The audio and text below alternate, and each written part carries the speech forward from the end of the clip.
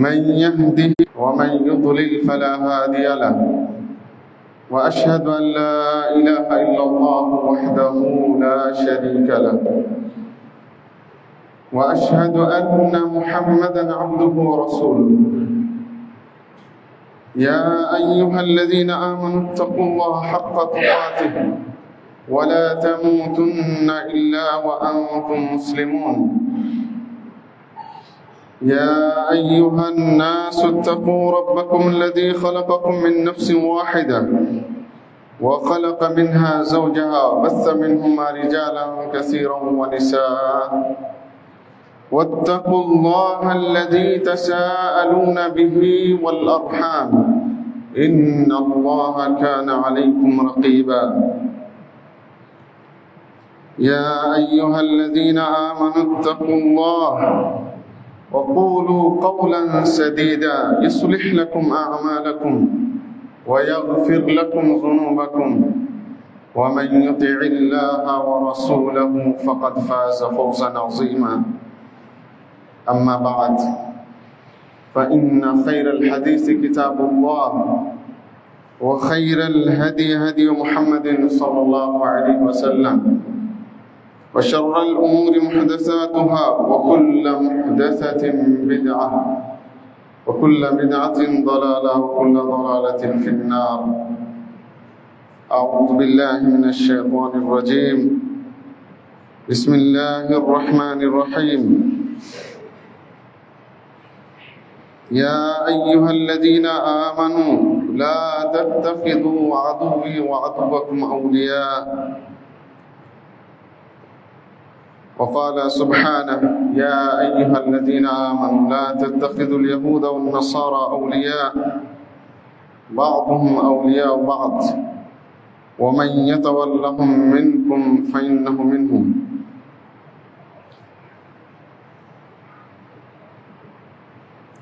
وقال النبي الأمين صلى الله عليه وسلم لا تحقرن من المعروف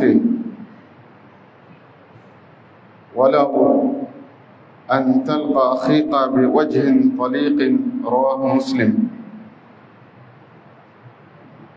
যাবতীয় হামদে সানা প্রশংসা স্তুতি একমাত্র আল্লাহ সুবহানাহু ওয়া তাআলার জন্য, যে আল্লাহ রাব্বুল ইজ্জত আমাদেরকে প্রথমত সৃষ্টি করেছেন সৃষ্টির সেরা জীব হিসেবে এবং আমাদেরকে সর্বশ্রেষ্ঠ উম্মার অন্তর্ভুক্ত হওয়ার তৌফিক দিয়েছেন। যে আল্লাহ তাআলা দয়া করে অনুগ্রহ করে অনেকের মধ্য থেকে আমাদের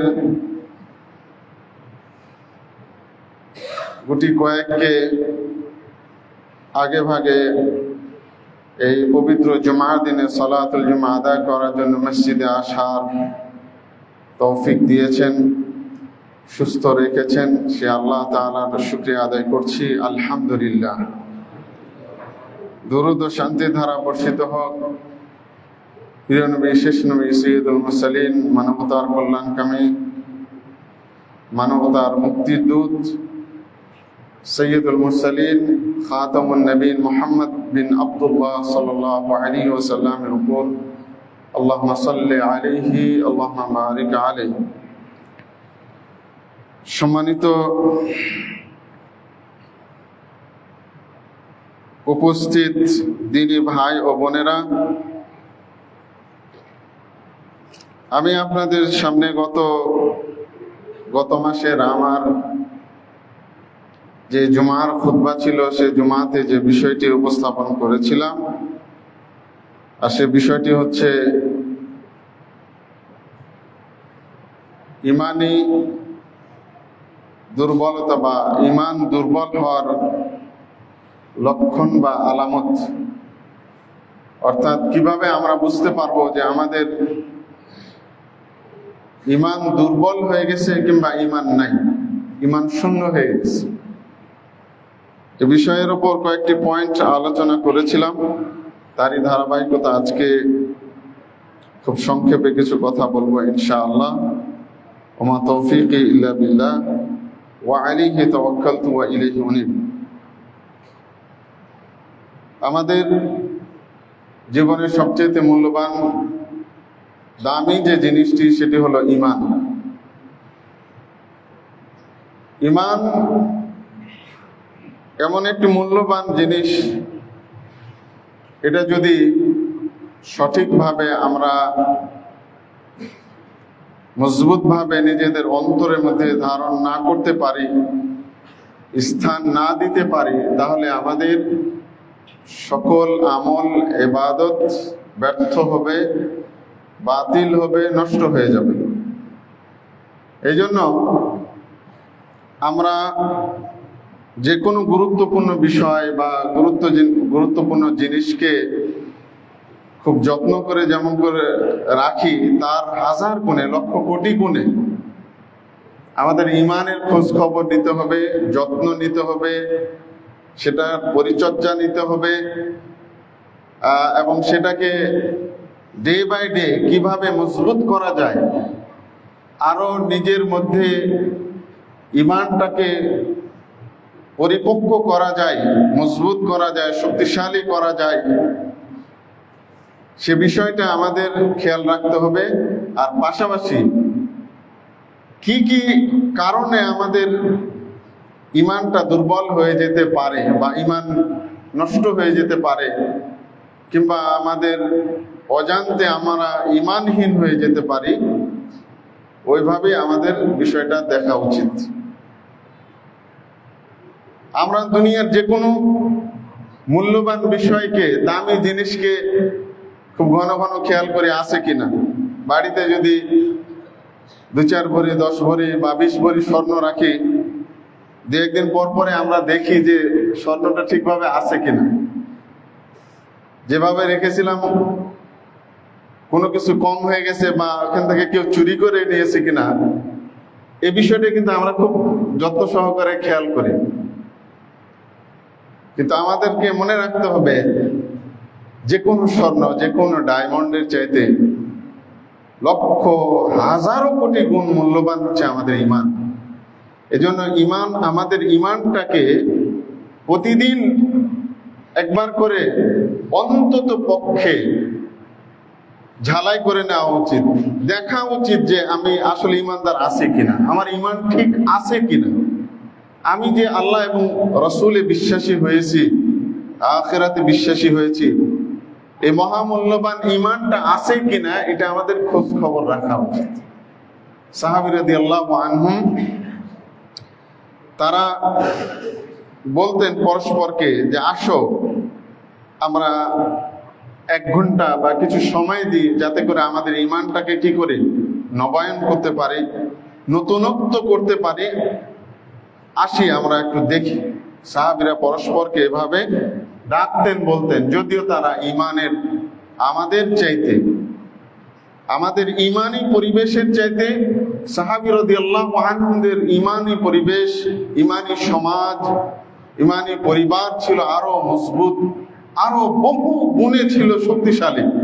কিন্তু তারপরেও তারা নিজেদের ঈমানটাকে আর একটু কিভাবে মজবুত করা যায়, ঈমানটা ঠিক আছে কিনা, ঠিক আছে কিনা, তারা যেমন খুব অত্যন্ত গুরুত্বভাবে এই বিষয়টাকে নিতেন, আমাদেরও নেওয়া উচিত। প্রতিদিন আল্লাহর কাছে দোয়া করা উচিত আমাদের, ইয়া মুকাল্লিবাল কুলুব সাব্বিত কলবি আলা দীনিক, হে অন্তরের পরিবর্তনকারী,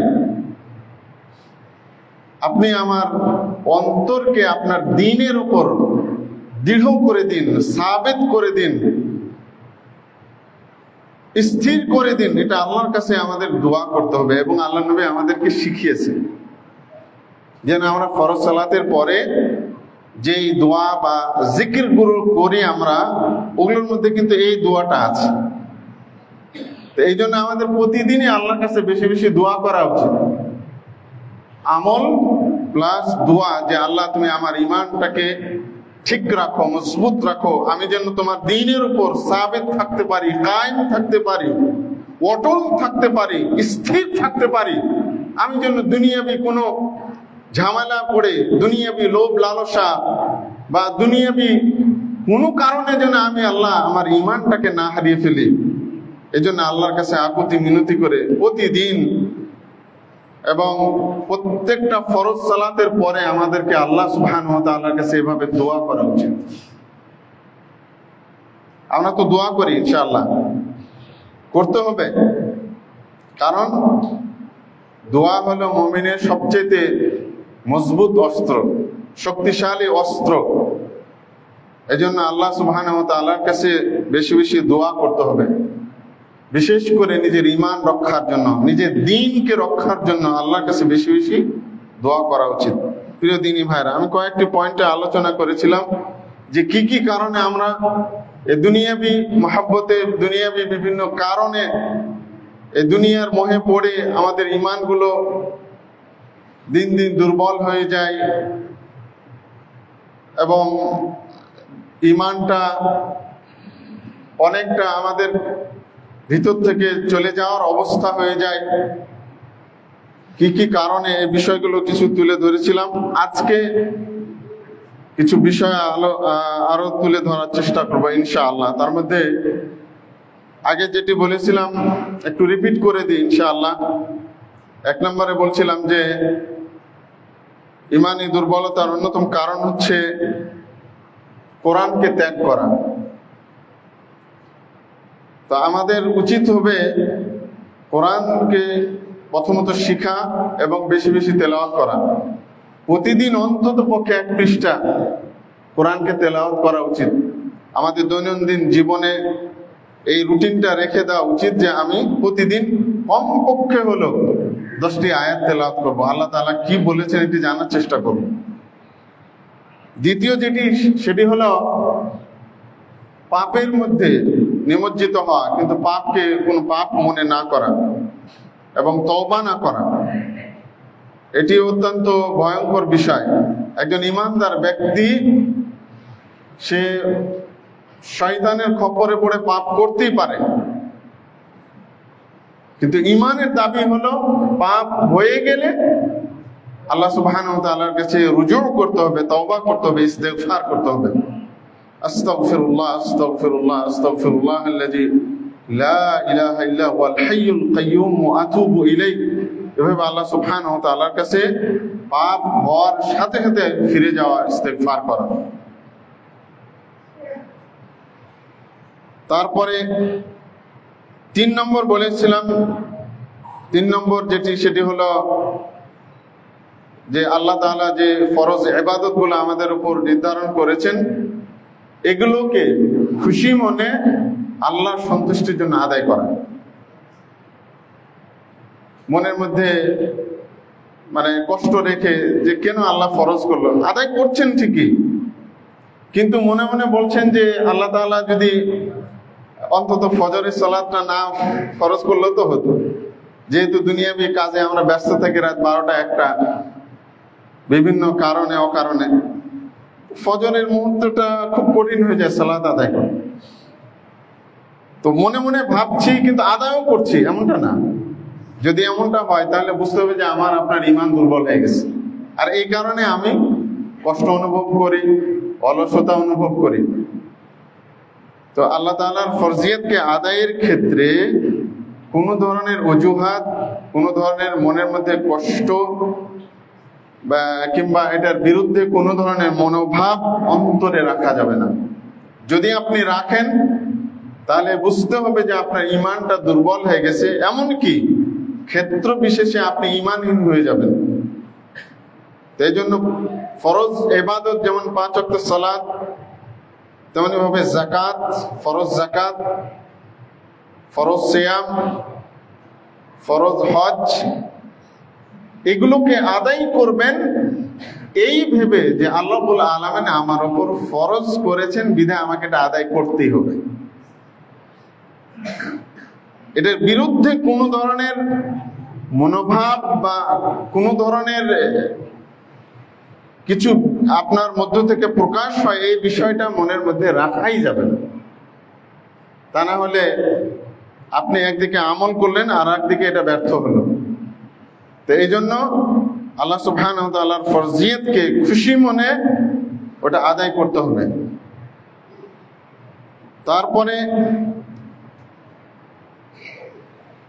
আরেকটি ঈমান দুর্বলতার কারণ আল্লাহর জিকির না করা, আল্লাহ সুবহানাহু ওয়া তাআলার জিকির আজকার না করা। এবং এ ব্যাপারে আল্লাহ নবী সাল্লাল্লাহু আলাইহি ওয়াসাল্লাম একটি হাদিস বলেছিলেন, মাসালুল লাযী ইয়াযকুরু রাব্বাহু ওয়াল লাযী লা ইয়াযকুরু কামাসালিল হাইয়্যি ওয়াল মাইয়িত। যে ব্যক্তি আল্লাহ সুবহানাহু ওয়া তাআলার কাছে জিকির করে, আল্লাহ তাআলার জিকির করে, অর্থাৎ যেগুলো দোয়া আল্লাহ নবী সাল্লাল্লাহু আলাইহি ওয়াসাল্লাম শিখিয়ে দিয়েছেন সেগুলো পড়া, এটাই হলো জিকির। সকাল সন্ধ্যার জিকির, ফরজ 5 ওয়াক্ত ফরজ সালাতের পরে জিকির, এগুলো সবই হলো জিকির। এই জিকিরের ক্ষেত্রে গাফেলতি না করা, এগুলো ঠিকভাবে আদায় করা, চলতে ফিরতে আল্লাহকে স্মরণ রাখা এবং জিকিরগুলো করা। কোনো টাকা পয়সা লাগে না, কিন্তু অনেক মহামূল্যবান। সুবহানাল্লাহ, আলহামদুলিল্লাহ, ওয়া লা ইলাহা ইল্লাল্লাহ, আল্লাহু আকবার, এই দোয়াগুলো বা জিকিরগুলো বেশি বেশি করা। আল্লাহ নবী সাল্লাল্লাহু আলাইহি ওয়াসাল্লাম বলেছেন, যেই ব্যক্তি আল্লাহর জিকির করে সব সময়, সে হলো একটা জীবন্ত মানুষের মতো, জীবন্ত ব্যক্তির মতো। পক্ষান্তরে যে আল্লাহর জিকির করে না, সে মৃত ব্যক্তির মতো। তাকে মরা ব্যক্তির সাথে তুলনা করা হয়েছে যে আল্লাহর জিকির আজকার করেন। এজন্য আল্লাহ সুবহানাহু ওয়া তাআলার জিকির আজকার করতে হবে। তারপরে 5 নম্বর, ইমানের দুর্বলতার কারণ হচ্ছে হাজরুস সালিহিন ওয়া তারকু মাজালিসাতিহিম। নেককার ব্যক্তিদের সাথে উঠবস না করা, নেককার ব্যক্তিদের সাথে উঠা বসা না করা, তাদের সাথে চলাফেরা না করা, তাদেরকে এড়িয়ে চলা। যেখানে নেককার ব্যক্তিরা বসে কোরআন এবং হাদিসের আলোচনা করে, সেই মজলিসকে এড়িয়ে চলা, সেই বৈঠকে না বসা, দিনদার আল্লাহওয়ালা ব্যক্তিদের সাথে সম্পর্ক না রাখা, এগুলো হচ্ছে ঈমানি দুর্বলতার কারণ। আমাদের দুনিয়াবি কাজে আমরা ঘন্টার পর ঘন্টা সময় দিতে পারি, এমনকি ফেসবুক, মেসেঞ্জার, অনলাইনে দীর্ঘ সময় আমরা ব্যয় করতে পারি, কিন্তু 1 ঘন্টা একটা হালাকাকে আমরা মূল্যায়ন করতে পারি না। একজন বড় মাপের শায়েখ এসেছেন, কোরআন এবং সহিহ সুন্নাহ থেকে আলোচনা করবেন, কিন্তু আমরা সময় দিতে পারি না। আমাদের ওই সময়টাকে সবচেয়ে কষ্টের মনে হয়ে যায়। এগুলো হচ্ছে ঈমানি দুর্বলতা অন্যতম কারণ। তাছাড়া দ্বীনি ভাইদের সাথে সম্পর্ক রাখা, বেদিন ব্যক্তির সম্পর্ক ত্যাগ করা। যে সালাত আদায় করে না, যে দ্বীনের পথে চলে না, এর সাথে সম্পর্ক রাখা যাবে না। এটা হলো ইসলামের, ঈমানের দাবি, ইসলামের দাবি। কিন্তু আমরা কি করি? যেই ব্যক্তি দ্বীন থেকে যত বেশি দূরে, তার সাথে আমার সম্পর্ক, তার সাথে আমার উঠা বসা, তার সাথে চলাফেরা, তার সাথে আমার বন্ধুত্ব সম্পর্ক। কিন্তু ইসলামের আপনি মূলনীতি যদি আপনি দেখেন, যদি কোনো ব্যক্তি বলছে যে আমি মুসলিম, আমি মুমিন ব্যক্তি, আমার পরিচয় আছে যে আমি মুমিন ঘরে জন্ম নিয়েছি, কিন্তু নামাজই পড়ে না, আপনি যে ঈমান পোষণ করছেন, আল্লাহ এবং রাসূল সাল্লাল্লাহু আলাইহি ওয়াসাল্লাম যে ঈমানের কথা আমাদের বলেছেন, এর দাবি হলো ওই বেনামাজি ব্যক্তির সাথে সম্পর্ক ছিন্ন করা।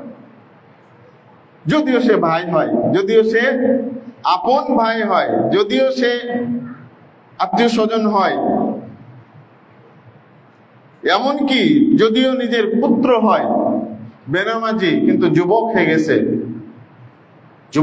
কিন্তু নামাজ পড়ছে না, 18+ বয়স হয়ে গেছে, কিন্তু সালাত আদায় করে না। সন্তানকে সালাতের জন্য বাধ্য করতে হবে, তারপরও যদি ও না আদায় করে, তার সাথে আপনি নামাজি পিতার সম্পর্ক থাকতে পারেন। এটা হচ্ছে ইসলাম, এটা হচ্ছে ঈমানের দাবি। তো আমাদের অবস্থাটা হয়েছে কি, আমরা বিপরীত পথে চলি। প্রিয় দিনী ভাইরা, মনে রাখবেন, একজন বেনামাজি আপন ভাই, আপন চাচা,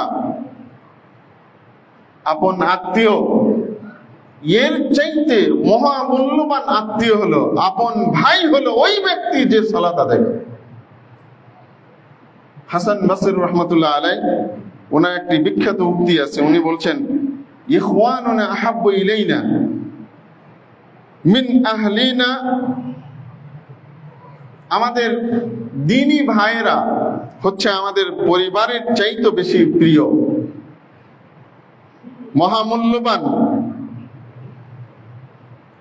লিআন্না আহলানা ইউযাক্কিরুনা বিদ-দুনিয়া, কেননা আমাদের পরিবার পরিজন এরা আমাদের দ্বীনের ব্যাপারে গুরুত্ব দেয়, দুনিয়ার ব্যাপারে গুরুত্ব দেয়, দুনিয়ার কথা স্মরণ করে দেয়। দুনিয়ার কথা এইভাবে স্মরণ করায়, ব্যবসা বাণিজ্য করতে হবে, পড়াশোনা করতে হবে, ভালো রেজাল্ট করতে হবে, তারপর একটা ভালো জব করতে হবে। এগুলো আমাদের পারিবারিক থেকে কি করা হয়, আমাদেরকে উপদেশ দেওয়া হয়, স্মরণ করিয়ে দেওয়া হয়। পরিবার আমাদের এটাই বুঝে। পিতা আশা করে সন্তানের কাছে, পরিবার থেকে আশা করে সন্তানের কাছে যে সে একদিন বড় হবে, হয় বিজনেস করবে, না হয় লেখাপড়া করে ভালো রেজাল্ট করে বিসিএস ক্যাডার হবে, এরকম একটা স্বপ্ন আমাদের সবার। অথবা ইউরোপ আমেরিকার স্কলারশিপ নেবে, এটাই তো আমাদের পরিবার শিক্ষা দেয়, এটার ব্যাপারে বেশি গুরুত্ব দেয়। পক্ষান্তরে দ্বীনের ব্যাপারে আমাদের পরিবারের মধ্যে সবচেয়ে বড় গাফিলতি। পরিবার আমাদেরকে কখনো দ্বীনের কথা বলে না। তা না হলে একজন পিতা যদি আল্লাহ নবীর দেওয়া যে গাইডলাইন, যে একটা সন্তানকে নামাজি বানাতে হলে 7 বছর বয়স থেকে তাকে বলতে হবে, ছেলে মেয়ে নামাজের টাইম হচ্ছে, নামাজ আদায় করো। আব্বু আম্মু এখন নামাজের টাইম হয়েছে, সালাত আদায় করো, নামাজ আদায় করো, মসজিদে চলো। 7 বছর থেকে 10 বছর পর্যন্ত আপনার এই ট্রেনিং চলবে, 3 বছর। আপনার ছেলে সালাত আদায় করুক বা না করুক, কারণ তার তো ফরজ হয়নি, কিন্তু আল্লাহ নবী বলে দিয়েছেন যে পরিবারে নামাজি কিভাবে গড়ে তুলতে হবে, নামাজি তৈরি করতে হবে, এটা আল্লাহ নবী শিখিয়ে দিয়েছেন। কিন্তু আমরা এখানে গাফিলতি করি, কেউ বলি না আমার সন্তান স্ত্রীর গর্ভেই আছে, এখনো সে দুনিয়াতেই আসেনি, আমি প্ল্যান করছি যে সে তাকে এত বছর বয়সে অমুক স্কুলে ভর্তি করব। কিংবা আর একটু যদি দ্বীনের প্রতি মহব্বত থাকে, মাদ্রাসায় ভর্তি করবো, এরকম চিন্তা ভাবনা, আমার ছেলেকে হাফেজ করব। কিন্তু পিতামাতা আরো প্ল্যান করে আমার ছেলেকে ইঞ্জিনিয়ার বানাবো, ডাক্তার বানাবো, পরিকল্পনা শেষ নাই। কিন্তু সে কখনো মুখ দিয়ে বলে না যে আমার ছেলেকে আমি পাক্কা একজন 5 ওয়াক্ত নামাজি বানাবো। এটা তার প্ল্যানের বাইরে। এই জন্য আমাদের সমাজে পরিবারে দিন দিন বেনামাজির সংখ্যা বাড়তে আছে। তো পরিবার হলে আমাদের এরকম দ্বীনের ব্যাপারে গাফেল, তবে দুনিয়ার ব্যাপারে খুব সচেতন, খুব সচেতন। তো হাসান বসরি রহমাল্লাহ বলছেন যে আমাদের পরিবারের চাইতে আমাদের দ্বীনী ভাইয়েরা, ধর্মের ভাইয়েরা, এরা হলো আমাদের কাছে বেশি গুরুত্বপূর্ণ, বেশি প্রিয়তম, বেশি ভালোবাসার পাত্র। কেননা আমাদের পরিবার দুনিয়ার সম্পর্কে সচেতন করে, দুনিয়ার ব্যাপারে আমাকে উপদেশ দেয়, দুনিয়ার ব্যাপারে আমাকে সবসময় শিক্ষা দেয়, সচেতন করে। আর আমাদের দ্বীনী ভাইয়েরা কি করে, ওই ইখওয়ানুনা ইউযাক্কিরুনা বিল আখিরাহ, আর আমাদের দ্বীনের ভাইয়েরা, ধর্মীয় ভাইয়েরা কি করে, আখিরাতের ব্যাপারে উপদেশ দেয়, আখিরাতের ব্যাপারে সচেতন করে। প্রিয় দ্বীনী ভাইয়েরা, এই জন্য আমাদের ভিতরে যেন ইমানের দুর্বলতাটা জায়গা যেন না করে দেয়। আমাদেরকে গুরুত্ব দিতে হবে নেককার ব্যক্তি, পরহেজগার ব্যক্তি, তার সাথে উঠা বসা, তার সাথে চলাফেরা করা, তাকে মহব্বত করা, এগুলো হলো ইমানের আলামত, মজবুত ইমানের আলামত।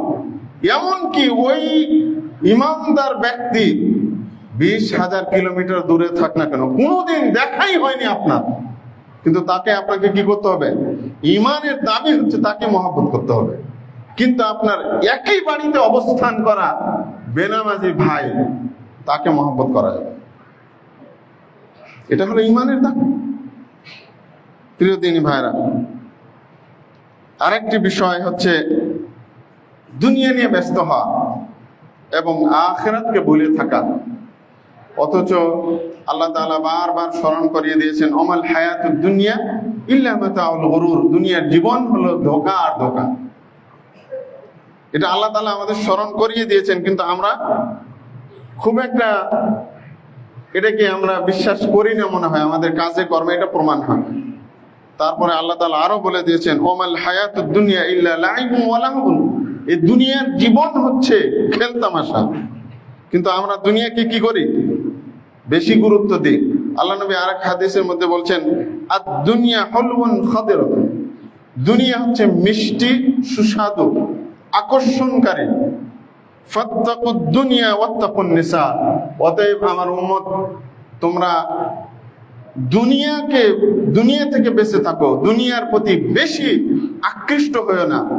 ওয়াত্তাকুন নিসা, তেমন ভাবে নারীদের থেকে তোমরা দূরে থাকার চেষ্টা করো। নারী ফিতনা বড় ফিতনা, দুনিয়ার ফিতনা বড় ফিতনা। দুনিয়ার ফিতনা, দুনিয়ার প্রতি বেশি লোভী হওয়া, দুনিয়ার প্রতি বেশি আকৃষ্ট হওয়া, দুনিয়াকে নিয়ে ব্যস্ত হয়ে যাওয়া, এগুলো হলো ইমানি দুর্বলতার কারণ। পক্ষান্তরে আল্লাহ নবী এই দুনিয়ার ব্যাপারে বিশেষভাবে সতর্ক করছেন তার উম্মতকে। তারপরে আরেকটা বিষয় কি বলেছেন? ওয়াত্তাকুন নিসা, তোমরা নারীদেরকে ভয় করে চলো, নারীদেরকে এড়িয়ে চলো, কারণ এদের ফিতনা খুব ডেঞ্জারাস। নারী এমন একটাই, আপনি যত ইমানদার হন, কিন্তু নারীর প্রতি আল্লাহ রাব্বুল আলামিনের পক্ষ থেকে এটা বিশেষ আকর্ষণীয় আছে। এটা আল্লাহ তাআলাই সৃষ্টি করেছে, কিন্তু ওই আকর্ষণটাকে আপনাকে লাগাতে হবে হালাল উপায়ে, হারাম উপায়ে নয়। আমাদের দেশে একটা ভাইরাল বক্তা দেখছেন না, পচে গেছে। এই নারীর বিষয়ে কি পচে যাওয়ার অবস্থা। তো এই জন্য নারী আমাদের মা, নারী আমাদের বোন, আবার নারী আমাদের কি স্ত্রী। একে মূল্যায়ন করতে হবে, একে কোরআন এবং সুন্নাহর আলোকে হালাল পন্থায় যে যেমন ভালোবাসার যোগ্য তাকে সে ভালোবাসতে হবে। উল্টাপাল্টা ভালোবাসলে ইজ্জত যাবে, সম্মান যাবে, দুনিয়া যাবে, আখিরাতও যাবে। এই জন্য আল্লাহ নবী সাল্লাল্লাহু আলাইহি ওয়াসাল্লাম সতর্ক করেছেন। প্রিয় দিনী ভাইরা, তাছাড়া এই দুনিয়ার ক্ষণস্থায়ী জীবনকে আমরা এত বেশি ভালোবাসি যে আখিরাতকে ভুলে থাকি। দুনিয়ার ব্যাপারে এত বেশি আমরা ব্যস্ত, আমরা ঘুম ভাঙ্গে দুনিয়ার ব্যস্ততা নিয়ে, ঘুমে যাই দুনিয়ার ব্যস্ততা নিয়ে, সারাদিন সবসময় শুধু দুনিয়া দুনিয়া। অথচ আল্লাহ নবী সাল্লাল্লাহু আলাইহি ওয়াসাল্লাম বলছেন যে এই দুনিয়ার জীবনটা হচ্ছে কি একটা কান কাটা, ফুলে যাওয়া, মরে ফুলে গেছে এরকম ছাগলের চাইতো মূল্যহীন হলো দুনিয়ার জীবন। অথচ আমরা দুনিয়াকে মূল্যায়ন করি। প্রিয় দিনী ভাইরা, এই দুনিয়ার প্রতি বেশি আকৃষ্ট হয়ে যাওয়াটা হচ্ছে ইমানি দুর্বলতার অন্যতম কারণ। তারপরে একটা বিষয় বলছিলাম, আল ফখরু বিল গারবিয়াত, অর্থাৎ বিদেশকে নিয়ে আমাদের গর্ব করা বা পশ্চিমাকে নিয়ে আমাদের গর্ববোধ থাকা ভিতরে। পশ্চিমা বলতে ইউরোপ আমেরিকা, মূলত ইউরোপ আমেরিকা, অস্ট্রেলিয়া, আধুনিক এবং যারা দাবি করে যে আমরা সভ্য, অর্থশালী, পাওয়ারফুল, এই রাষ্ট্রগুলোর প্রতি আকৃষ্ট হওয়া, এটাও কিন্তু ইমানের খুব জঘন্য একটি বিষয়, দুর্বলতার কারণ। যে তাদের প্রতি আকর্ষণ থাকা কিভাবে, যে কোনোভাবে যদি আমি আমেরিকায় পৌঁছতে পারি তাহলে দুনিয়া কেল্লাফাতে আমার, তাহলে আমার দুনিয়ার জীবনটা খুব সুন্দরভাবে কাটবে, আমি গাড়ি গাড়ি টাকা কামাবো, পরিবার নিয়ে খুব সুখে শান্তিতে থাকবো। এটা হলো আমাদের স্বপ্ন, ইউরোপ আমেরিকা যাওয়ার। এই জন্য আমাদের দেখবেন এই বাংলাদেশি বহু যুবক নিজের জীবনকে ধ্বংস করে দিয়েছে।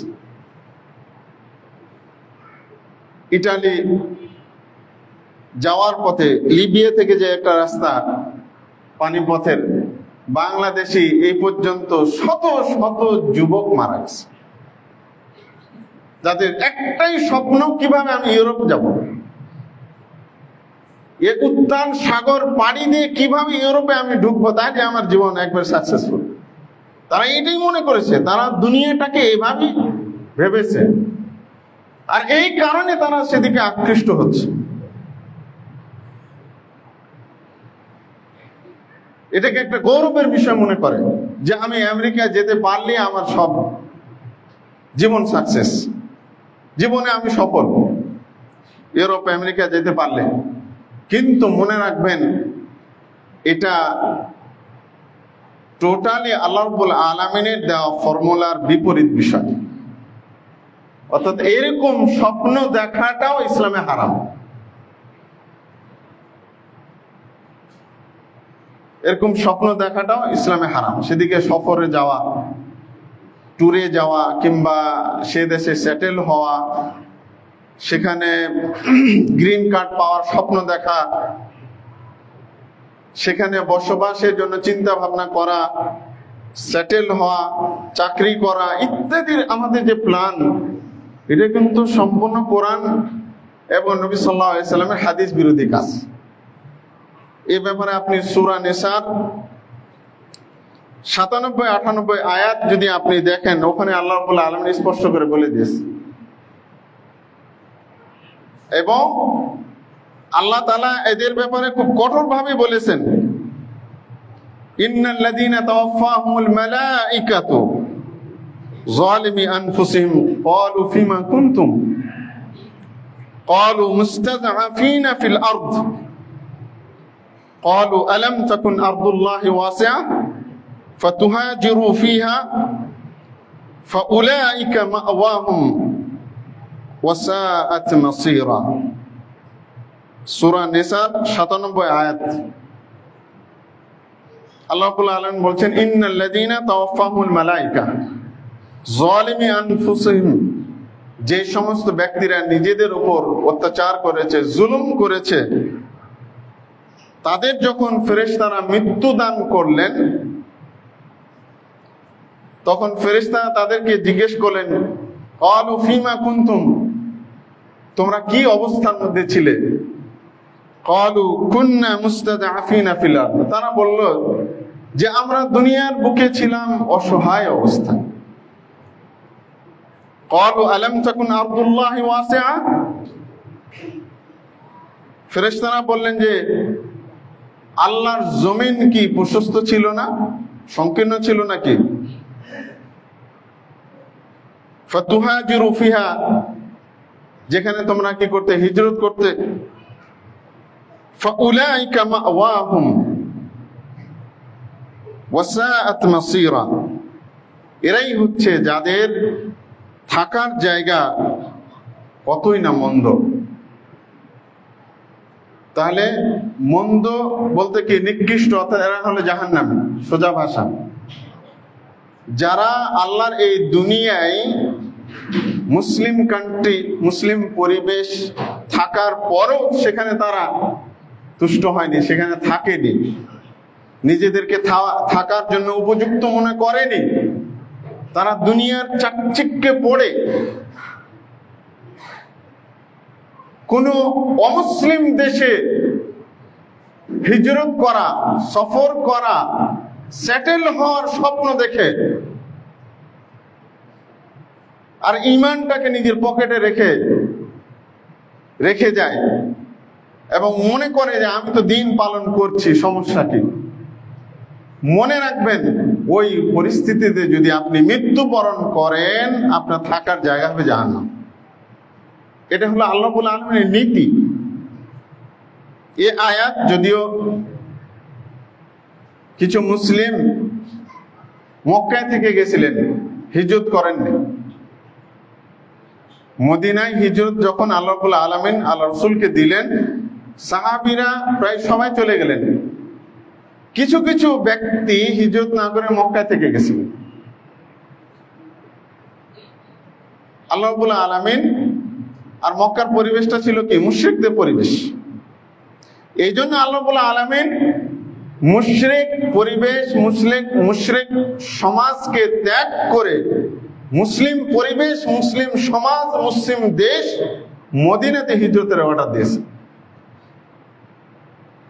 সেই সময় যদি এরকম পরিস্থিতি হয়, আপনি এমন কোন দুঃখে পড়েছেন যে আপনাকে ইউরোপ আমেরিকায় যেতে হবে, প্রকাশ্য যেগুলো অমুসলিম দেশ, ক্রুসেডার দেশ, খ্রিস্টান দেশ, মুসলমানদের চির শত্রুর দেশ, সেখানে আপনি কিভাবে হিজরত করতে পারেন?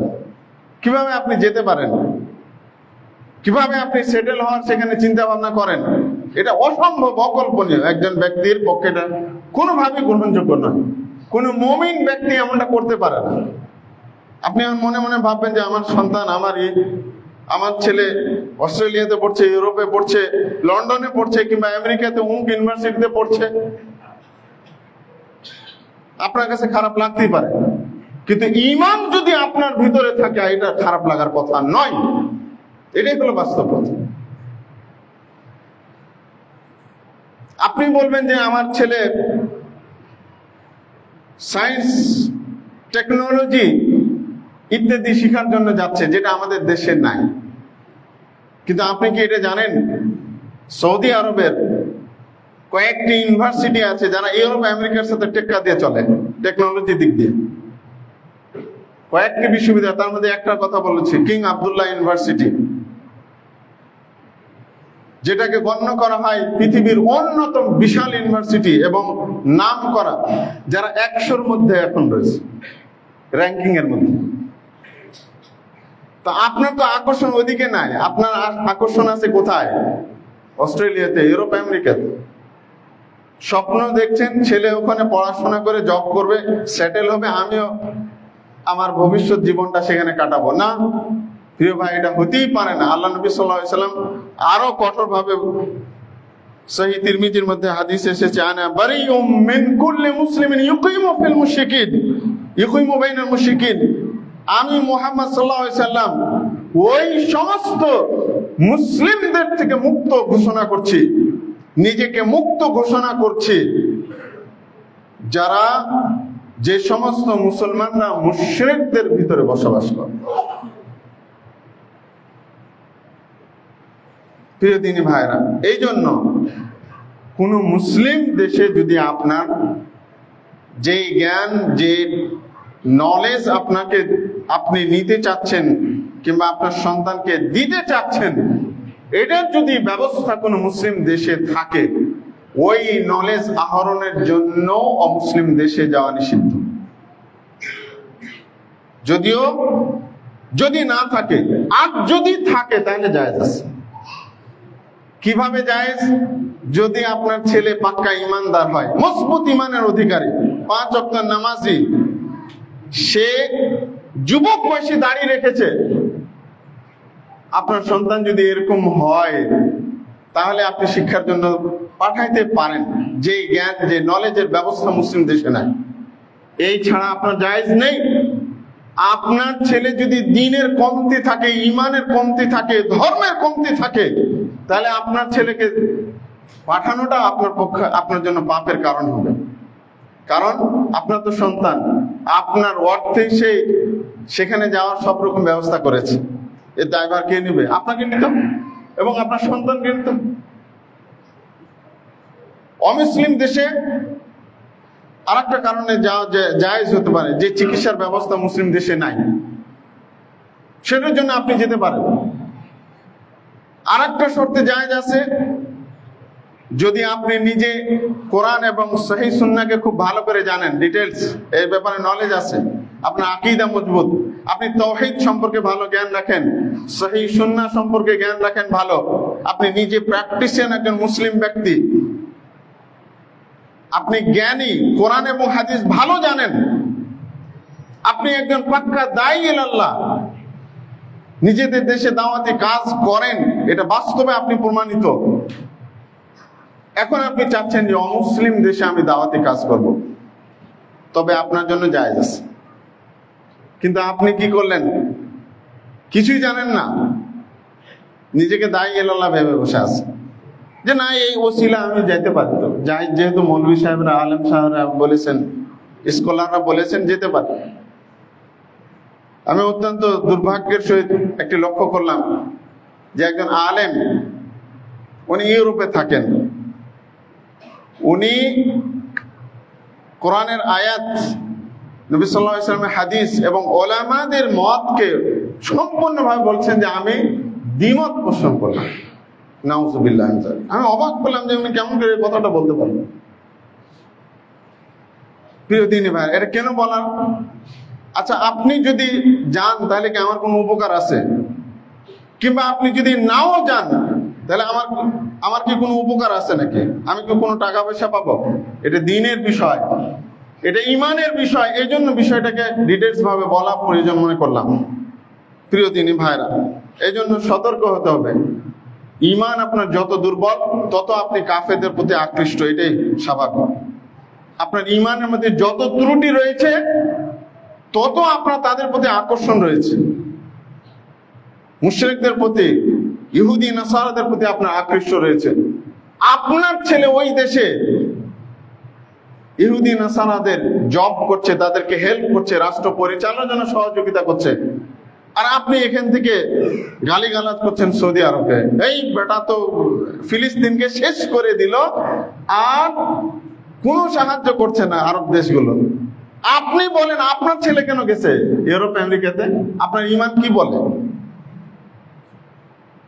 এখানে তো আপনাকে আল্লাহর কাছে জবাবদিহি করতে হবে, কিন্তু আরব রাষ্ট্রগুলো কি করলো এটা জবাবদিহি কিন্তু আমাকে আপনাকে দিতে হবে, তাদেরকে দিতে হবে। কথাটা বুঝতে পেরেছেন? এটা খুব দুঃখজনক যে আমি ওই দেশে আছি, অথচ এদের আমি সমালোচনা করছি। আপনারা যারা সোশ্যাল মিডিয়ায় মোটামুটি অ্যাক্টিভ থাকেন তারা হয়তো বিষয়টা জানেন। এরা খুব সরব, এদের ঈমান খুব তাজা আরবদের বিরুদ্ধে, সৌদি আরবের বিরুদ্ধে, কিন্তু নিজে আবার ইউরোপ আমেরিকা আছে সেটেল হয়ে, গ্রিন কার্ডের জন্য বছরের পর বছর সময় পার করছে। তা আপনার ঈমান কেমন মজবুত হলো ভাই যে আপনি ডাইরেক্ট ওদের কোলে যা বসে আছেন, ডাইরেক্ট ওদের কোলে বাড়িতে যে বসে আছেন আপনি, আর আবার আপনি সৌদি আরবের সমালোচনা করছেন? আশ্চর্য! কেমন ঈমান আমাদের, যে এই অবস্থা, আমাদের ঈমানের নিজেদের ঈমানের খোঁজ রাখি না, অথচ আরেকজনের ঈমান নিয়ে আমি টানাটানি করতেছি। প্রিয় দিনী ভাইরা, ঈমানই দুর্বলতার আরো কিছু কারণ, তার মধ্যে একটি হলো যে নেকির কাজকে তুচ্ছ মনে করা। নেকির কাজ আমরা মনে করি যে আমরা পাঁচ ওয়াক্ত যারা নামাজ পড়ি, বিশেষ করে বলছি, সালাত আদায় করি, নামাজ আদায় করি, কিন্তু আমি মনে করি যে মানুষের সাথে হাসি খুশি কথা বলা, গরিব মানুষের সাথে সদাচরণ করা, একজন রিক্সাওয়ালা, ভ্যানওয়ালা, কিংবা আমার চেয়ে সোসাইটির দিক দিয়ে, অর্থের দিক দিয়ে দুর্বল, তার সাথে সদাচরণ করা, এটাকে আমরা তুচ্ছ জ্ঞান করি। আমরা মনে করি না। কিছুদিন আগে একটা সোশ্যাল মিডিয়াতে দেখলাম, একজন টুপিওয়ালা মানুষ, বড় দাড়িওয়ালা একটা রিক্সাওয়ালাকে পিটাইতেছে। কি জন্য? ওই বেচার রিক্সার চাকাটা একটু লাগিয়ে দিয়েছে, তাই। আপনার এটাই ঈমানের দাবি? ইসলাম তো আমাদেরকে এটা শিক্ষা দেয় না। এই জন্য প্রিয় দিনী ভাইরা, এগুলো হলো এক একটা নেকির কাজ। আল্লাহ নবী সাল্লাল্লাহু আলাইহি ওয়াসাল্লাম এটাকে একটা উপমা দিয়ে বুঝাচ্ছেন, লা তাহকিরান্না মিনাল মারুফি শাইয়ান, তুমি ভালো কোনো কাজকে তুচ্ছ জ্ঞান করবে না। ওয়ালাউ আন তালকা আখাকা বিওয়াজহিন তালিকিন, এমনকি তোমার মুসলিম ভাইয়ের সাথে হাসি মুখে কথা বলা, হাসি মুখে সাক্ষাৎ করাটাকে তুমি তুচ্ছ জ্ঞান মনে করো। এটা কোনো পরিশ্রমের কাজ নাকি বলেন? একজনের সাথে দেখা হলো, নামাজে সালাম মুসাফা করলাম, হাসি মুখে কথা বললাম, আল্লাহ নবী বলছেন এটা সাদকা করার নেকি পাবে। সালাম দেওয়া, রাস্তা থেকে কষ্টদায়ক একটা জিনিস পড়ে আছে সেটাকে উঠিয়ে ফেলা, অভাবী মানুষকে যতটুক সামর্থ্য আপনার আছে অতটুক ভাবে হেল্প করা, এগুলা হলো ভালো কাজ, নেকির কাজ। এক ব্যক্তি জান্নাতে গেছে কিসের কারণে? রাস্তায় একটা গাছ পড়েছিল, মানুষকে কষ্ট দিচ্ছিল, ওই গাছটা সে কেটে বা ওখান থেকে সরিয়ে ফেলেছে, এই কারণে ব্যক্তি জান্নাতে চলে গেছে। সহিহুল বুখারীর একটি হাদিস, এক নারী, যে নারী ছিল কি বেশ্যা, জেনাকারিনী একজন নারী, এটা আগের উম্মতের কথা আর কি। আল্লাহ নবী সাল্লাল্লাহু আলাইহি ওয়াসাল্লাম বলছেন সেই হাদিসের মধ্যে যে ওই নারী একটা কুকুরকে, পিপাসার্ত কুকুরকে পানি খাওয়ানোর কারণে আল্লাহ রাব্বুল আলামিন তাকে জান্নাতে দিয়েছে। এই জন্য যে কোনো ভালো কাজকে আপনি কখনো তুচ্ছ জ্ঞান করতে পারেন না, এটা হয় না। এটা ইমানের দাবি হলো যে যে কোনো পরিস্থিতিতে হোক, যে অবস্থায় আপনি যতটুকু পারেন ভালো কাজ করার চেষ্টা করবেন। ভালো ব্যবহার, এটা হলো অনেক বড় সাদকা, অনেক বড় নেকির কাজ। পক্ষান্তরে রুক্ষ ব্যবহার হলো পাপের কাজ। অসদাচরণ, খারাপ ব্যবহার, মানুষের সাথে রূঢ় আচরণ, এগুলো হলো কিন্তু পাপের কাজ। এগুলো হলো ইমানের দুর্বলতার কারণে মানুষ এমনটা করে থাকে। প্রিয় দিনী ভাইরা, তো এই জন্য আমাদেরকে কোনো সৎ কাজকে তুচ্ছ জ্ঞান করা চলবে না, গুরুত্ব দিতে হবে এবং সেটা করার চেষ্টা করতে হবে। তেমনি ভাবে আমাদের ইমান দুর্বলের কারণ হচ্ছে অন্তর শক্ত হয়ে যাওয়া, অন্তর নরম না হওয়া। কোরআনে আয়াত শুনলে আমাদের কোনো প্রতিক্রিয়া হয় না।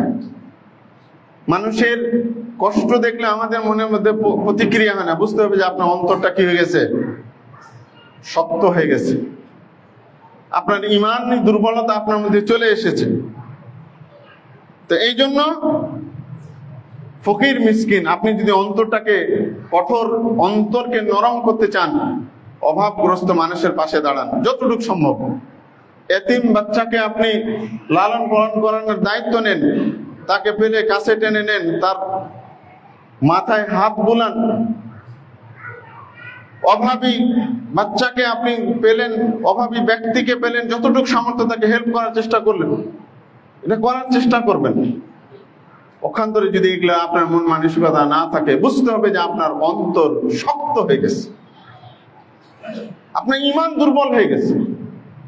তো এটা থেকে আমাদের বের হয়ে আসতে হবে। তেমনি ভাবে আশ-শুহ ওয়াল বুখল হচ্ছে ঈমান দুর্বলতার কারণ। কৃপণতা বা কিপটামি, যেটাকে আমরা বলি বকিলি, এগুলো আমাদের মধ্যে অটোমেটিকলি এখন চলে এসেছে। আমরা যে যত বেশি দুনিয়ার প্রতি লোভী, সে তত বেশি আমাদের মধ্যে অনুভব করি আমরা যে আমার মধ্যে অন্যকে দান করা, না করা ইত্যাদি এই বিষয়গুলো চলে আসে, বকিলিপনা চলে আসে। অথচ আশ-শুহ ওয়াল বুখল দুইটা শব্দ আল্লাহ নবী সাল্লাল্লাহু আলাইহি ওয়াসাল্লাম শুহ শব্দটাকে প্রয়োগ করেছেন যে তোমাদের আগে যারা উম্মত ছিল এদেরকে মূলত কারণ, ওদের ধ্বংসের কারণ ছিল আশ-শুহ, কৃপণতা। শুহ আর বুখল এই দুইটা পার্থক্য হলো যে একটা হলো যে নিজে দান করে না আল্লাহর রাস্তায়, কেউ আবার করলে ওটাকে কি করে, মনে মনে আশা করে যে লোকটা কি আসলে বোকা নাকি, এত টাকা দিয়ে দিল। নিজে দান করে না, কিন্তু আরেকজন দান করলে এটাকে পছন্দ করে না, একে বলা হয় শুহ। এটা হলো বখিলির চেয়ে মারাত্মক বিষয়, জঘন্য বিষয়। এই জন্য দানের বিষয়টা আমাদের মনোভাব থাকতে হবে। যে কোনো দান, আপনি দুনিয়াতে অনেক টাকা কামাই, রোজগার করি, খরচ করি, সেটার প্রতিদান নাও পেতে পারি, কিন্তু দান সদকা করলে এটা আল্লাহর কাছে জমা থাকে। ওমা তুকাদ্দিমু লিআনফুসিকুম মিন খাইরিন তাজিদুহু ইনদাল্লাহ। আল্লাহ বলছেন যে তোমার নিজের জন্য যেটা অগ্রগামী করো, তা দান সদকা করো, তাজিদুহু ইনদাল্লাহ, এটা তুমি অবশ্যই আল্লাহর কাছে পেয়ে যাবে। এই জন্য দান সদকা করার অভ্যাস আমাদের গড়ে তুলতে হবে। আরেকটা হচ্ছে দুনিয়াবি বালা মুসিবতে পড়ে অত্যন্ত ভীত সন্ত্রস্ত হয়ে যাও। দুনিয়াবি বালা মুসিবতে পড়ে আমরা কি ডিপ্রেশনে চলে যাই। আমাদের মধ্যে এমন কাজ করে যে, এমন ভিতরে কাজ করে যে এক পর্যায়ে কি আমরা অনেকেই যার ইমান দুর্বল ও কি হয়ে যায়, ভেঙে পড়ে এক পর্যায়ে আত্মহত্যা করে। বহু নজির আছে। পরীক্ষার্থী পরীক্ষায় পাশ না করলে আত্মহত্যা করে।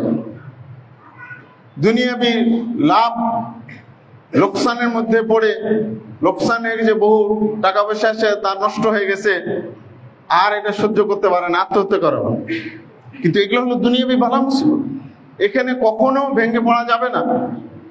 কোন ইমানদার ব্যক্তি এত সহজে ভেঙে পড়ে না, কারণ ইমানদার ব্যক্তি জানে যে আমি যখন দিনের পথে চলছি, ইমানকে গ্রহণ করেছি, ইমানকে স্থান দিয়েছি অন্তরে, আমার বালা মুসিবত আসতেই পারে। এই জন্য আল্লাহ রাব্বুল আলামিন প্রকৃত ইমানদারকে বলেছেন, ইয়া আইয়ুহাল্লাযীনা আমানু ইসতাঈনু বিস-সাবরি ওয়াস-সালাহ। হে ইমানদার ব্যক্তি, যারা ঈমান এনেছো, ভেঙে পড়ো না। ইসতাঈনু বিস-সাবরি ওয়াস-সালাহ, তোমরা আল্লাহর কাছে সাহায্য চাও ধৈর্যের সহিত, নামাজের সহিত, ধৈর্যের সহিত, সালাতের সহিত। আল্লাহ নবী সাল্লাল্লাহু আলাইহি ওয়াসাল্লাম যখনই কোনো একটা টেনশন ফিল করতেন, সাথে সাথে বলতেন, ইয়া বেলাল আরিফ কালবি, হে বেলাল আমার অন্তরটাকে একটু শীতল করো, অর্থাৎ আমার জন্য সালাতের ব্যবস্থা করো, আমি এখন নামাজে দাঁড়াবো। সমস্যা হয়েছে আর আল্লাহ নবী নামাজে দাঁড়িয়ে গেছে, সমাধান হয়ে গেছে। কিন্তু আপনি নামাজ পড়বেন না, আরো টেনশনে ডুবতে থাকবেন, ডিপ্রেশনে চলে যাবেন, মাদকাসক্ত হয়ে যাবেন, একসময় দুনিয়া থেকে বিদায় নেবেন। এটা হয় না প্রিয় দিনী ভাইরা। তো এই জন্য আপনি কখনো ভেঙে পড়বেন না। দুনিয়াবি বালা মুসিবত, এই দুনিয়াতে যখন আপনি এসেছেন, আপনার কিছুটা সময় সুখ শান্তির হতে পারে, আবার কিছুটা সময় দুঃখ বেদনারও হতে পারে, আপনি আহত হতে পারেন, এমন কিছু বিষয় হতে পারে, আপনি খুব নিজেকে প্রাউড ফিল করতে পারেন, আনন্দ ফিল করতে পারেন একটা ভালো কিছু হলে। এটাই হলো দুনিয়ার জীবন। এটা কিন্তু জান্নাত নয়, এটা দুনিয়ার জীবন। কারণ দুনিয়ার জীবনে সুখ শান্তি, দুঃখ বেদনা, আনন্দ সবকিছু মিলিয়ে, এটা তো জান্নাত নয়। একমাত্র জান্নাতই এমন এক জায়গা যেখানে কোনো দুঃখ কষ্ট বেদনা বলতে কিচ্ছু থাকবে না, সুখ আর শান্তি, আর শান্তি, যেটা হলো জান্নাত। সুতরাং আপনি দুনিয়াটা কি জান্নাত ভেবে আপনি সামান্য কারণে ভেঙে পড়বেন, এটা হতেই পারে না। এটা মারাত্মক ইমানই দুর্বলতার কারণ। এই জন্য ইমানের স্ট্রং ইমানদার ব্যক্তি কখনো সহজে আত্মহত্যা করে না, কখনো ভুল পথ বেছে নেয় না। প্রিয় দিনী ভাইরা, আরেকটি হচ্ছে যে আল্লাহ রাব্বুল আলামিনের অবাধ্য কাজ দেখে মনের মধ্যে কষ্ট অনুভব না হয়। কথাটা বুঝতে পেরেছেন? একটা অন্যায় কাজ চলছে সমাজে, হচ্ছে রাষ্ট্রভাবে বা সমাজভাবে, এটা হচ্ছে, কিন্তু ওটা আপনি যদি আপনার সামর্থ্য থাকে প্রতিরোধ করার, হাত দিয়ে করবেন। মান রাআ মিনকুম মুনকারান ফালিয়ুগাইয়িরহু বিয়াদিহি। আল্লাহ নবী বলছেন, তোমাদের মধ্যে যদি কোনো অন্যায় কাজ সংগঠিত হতে দেখো, তাহলে কি করবে? ফালিয়ুগাইয়িরহু বিয়াদিহি, তাহলে সেজন্য সেটাকে কি করে? নিজের শক্তি, হাত দিয়ে সেটার জন্য প্রতিহত করে। ফাইন লাম ইস্তাতি ফাবিলিসানিহি, যদি হাত দিয়ে নাও পারে তাহলে আল্লাহ নবী বলছেন সেজন্য মুখ দিয়ে প্রতিরোধ করে, ওটার প্রতিবাদ জানায় জবান দিয়ে। এত জবান দিয়ে বলাটা কিন্তু বিপদ। একটা অন্যায় কাজ হচ্ছে, আপনি বাধা দিবেন, আপনার বিপদ যে কোনো সময় হয়ে যেতে পারে, এমন অবস্থার মধ্যে আমরা আছি। ডিজে পার্টি আয়োজন হয়েছে, আপনি যা বলেন এই গান বন্ধ করো, এই উশৃঙ্খল যুবক আপনার সমস্যা করতে পারে। কয়েক বছর আগে পুরানা ঢাকায় এরকম একটা ঘটনা ঘটছে, বাড়িওয়ালাকে মেরে ফেলে দিয়েছে। বাড়ির ভিতরে অন্যায় কাজ করছে, অশ্লীল ডিজে পার্টির আয়োজন করছে, ভাড়াটিয়া বাধা দেওয়াতে তাকে হত্যা করে দিয়েছে।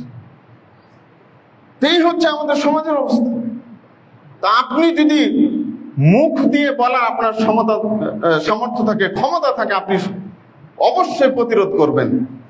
ফাইন লাম ইস্তাতি, আল্লাহ নবী বলছেন এটাও যদি তুমি না পারো, ফাবিকলবিহি, তাহলে অন্তর দিয়ে ঘৃণা করতে হবে। ওয়াযালিকা আযআফুল ঈমান, আল্লাহ নবী বলছেন এটাই হলো সবচেয়ে ঈমান দুর্বল ঈমান। এটাও যদি না থাকে, আল্লাহ নবী বুঝাচ্ছেন যে অন্যায় সংগঠিত হচ্ছে, কিন্তু তুমি হাত দিয়ে করলে না, মুখ দিয়েও প্রতিবাদ করলে না, এমনকি অন্তর দিয়েও তুমি ঘৃণা করলে না, তাহলে বুঝতে হবে যে তোমার মধ্যে কোনো ইমানই নাই। তাহলে বুঝতে হবে কি ইমানই নাই আমাদের। পরিস্থিতি এই দিন দিন আমাদের সমাজে অন্যায়গুলো, অশ্লীল কাজগুলো বেড়ে যাচ্ছে কেন বলেন তো? কারণ এটার প্রতিবাদ নাই।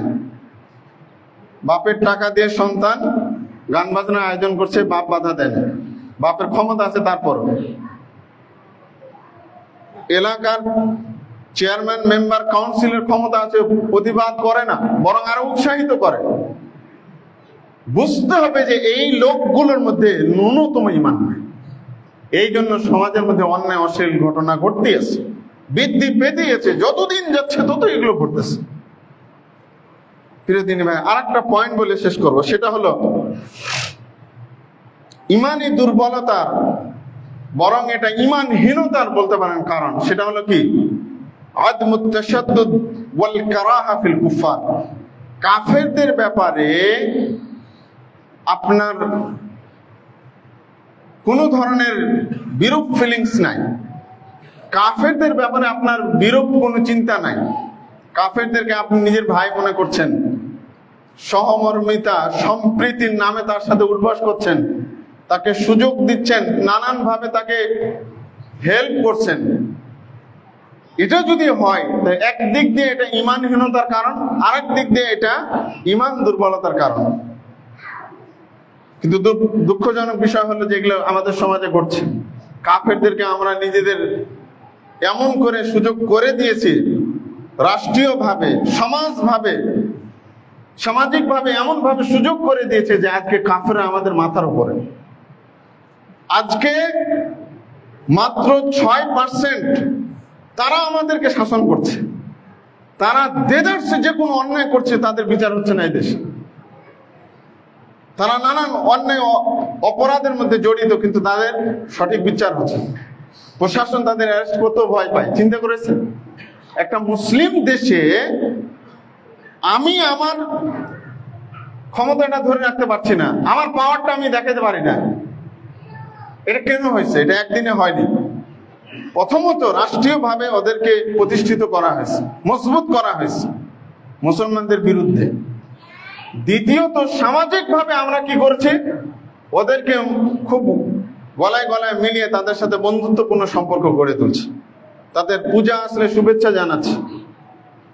গেল দুর্গা পূজায় তো মাশাআল্লাহ, মাশাআল্লাহ বলা তো ঠিক হবে না, নাউজুবিল্লাহ, আমাদের দেশের অনেক ইসলামিক দলও তাদের ওখানে যায়, তাদের সাথে সম্প্রীতির নামে, সহমর্মিতার নামে তাদের উৎসবের সাথে একাত্মতা প্রকাশ করছে, তাদেরকে হেল্প করেছে, টাকা পয়সা দিয়ে উৎসাহিত করেছে। অথচ এগুলো ইসলামের টোটালি হারাম, টোটালি হারাম, এবং এটা কুফরি নামান্তর। ওই ব্যক্তির ঈমান আছে কিনা সন্দেহ। কোরআন এবং সহিহ সুন্নাহর আলোকে তার তো ঈমানই নেই। যে তাদের উৎসবে, যেই ব্যক্তি তাদের আল্লাহর বিরুদ্ধে শিরকের কাজে তাদের হেল্প করবে, তাদের সাথে একাত্মতা ঘোষণা করবে, সম্প্রীতির নাম দিয়ে হোক, এই দুনিয়াবি কোনো লোভে পড়ে, ওই ব্যক্তির ঈমানই থাকবে না। আপনি দেখেন আল্লামা দেলোয়ার হোসেন সাঈদী রাহমাহুল্লাহর উনি একটা বক্তব্য দেখেন, উনি কি বলেছেন। উনি এদেরকে বলেছেন কুলাঙ্গার বেঈমান ব্যক্তি যারা এদের সাথে একাত্মতা ঘোষণা করবে, এদের পূজা মণ্ডপে যাবে, এদেরকে উৎসাহিত করবে, এদেরকে শুভেচ্ছা জানাবে, এদেরকে উইশ করবে, কোন ধরনের সহযোগিতা করবে, তাহলে ওই ব্যক্তি দিন থেকে বের হয়ে বেদিন হয়ে যাবে, বেঈমান হয়ে যাবে। আপনি চিন্তা করতে পারছেন? আপনি আমি কোন দল করছি এটা আমাদের ধর্তব্য বিষয়, আমাদের ঈমানের বিষয়টা খেয়াল করতে হবে। যারা গেছে, যারা এখনো মনে করে, তাদেরকে তওবা করতে হবে, তওবা করে দ্বীনের পথে ফিরে আসতে হবে অবশ্যই। প্রিয় দিনী ভাইরা, তো আসুন আমাদের এই দুর্বল, যে কারণে ঈমান আমাদের দুর্বল হয়, এগুলো থেকে আমাদের অবশ্যই বের হয়ে আসতে হবে এবং কন্টিনিউ আমাদের ঈমানকে কিভাবে মজবুত করা যায়, কোরআনের সাথে তাআল্লুক করতে হবে, 5 ওয়াক্ত সালাত হবে আমার সাথে, সমস্ত হারাম থেকে আমাদেরকে বের হয়ে থাকতে হবে, হালালের পথে চলতে হবে, এবং যেখানে কোরআন সুন্নাহর আলোচনা হয় সেখানে বসে সেটা শোনার সময় দিতে হবে।